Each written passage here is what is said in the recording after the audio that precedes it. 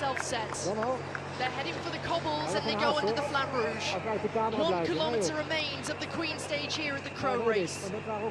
It's still very open. It's still very close in the classification. A stage win could shake things up and change things, but time could be taken on this final climb, as now here comes Bahrain Victorious on the inside. Bahrain Victorious who take over, and where is Matej Mohoric? Could this be for Rainer Keplinger, who rides alongside Luke Platt? On the wheel is Connor Swift, taking a look over his shoulder is Ethan Hayter.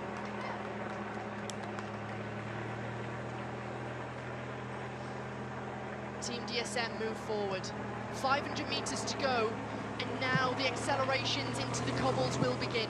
They take the sweeping right-hand corner with 500 meters to go, and it's Luke Platt, the Australian champion, who leads them onto the cobbles. There's Oscar Onley. He's got Matthew Dinham in the wheel. Sheffield moves forward. There is Roger Adria as Ethan Hayter is waiting patiently. Matthew Dinham moves himself forward, and grinding his way is the former European champion Alexander Kristoff. What has Kristoff got left in the tank as Alois Aulard gets himself boxed on the left-hand side and he finds an opening?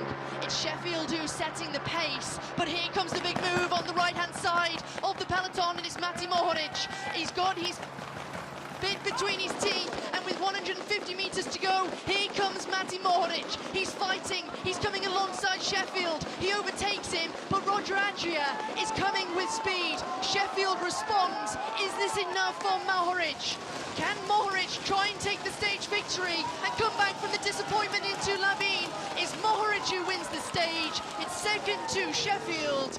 And let's have a look at this. This was the moment on the drops. Matej Mohoric comes alongside, and he comes with so much speed. It's Alois Aulard who gets out of the saddle. He finds himself unable to kick immediately. He drops himself back. Roger Adria senses the danger. He goes onto the right-hand side of the road. And Magnus Sheffield just has nothing to respond with here. In the end, a bike length, and that was a laboured sprint. You can see just from the facial expressions of Alexander Kristoff of just how difficult that was. It was incredible that he was able to come back through. Look at how far back Matej Mohoric comes from. Sitting around 8th position.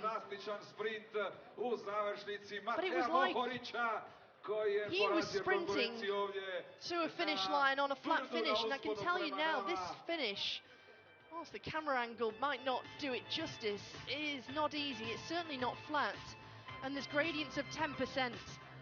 Matej Mohoric just made that look so simple, so easy.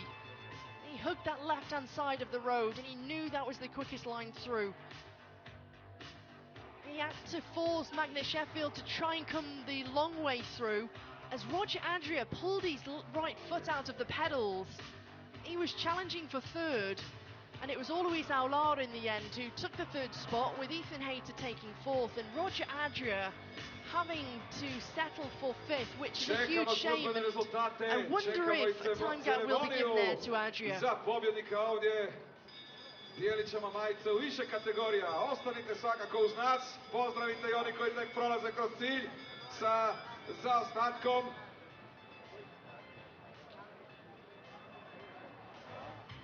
Mohoric, who is the defending champion of the overall general classification, last year didn't manage to win a stage, but he was consistent.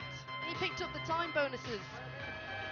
This year he slightly further down in the general classification after that crash, but he wins the Queen stage ahead of Magnus Sheffield, Alois Aulard.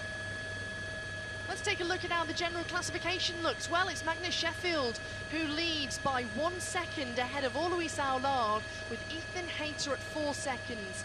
Nicola Parasini moves down to 4th. He's at 6 seconds, with Dinham at 8 seconds, Berard at 8, along with Vetter, Glivar, Dunbar and Ortruba. It is all so close, even after the Queen stage.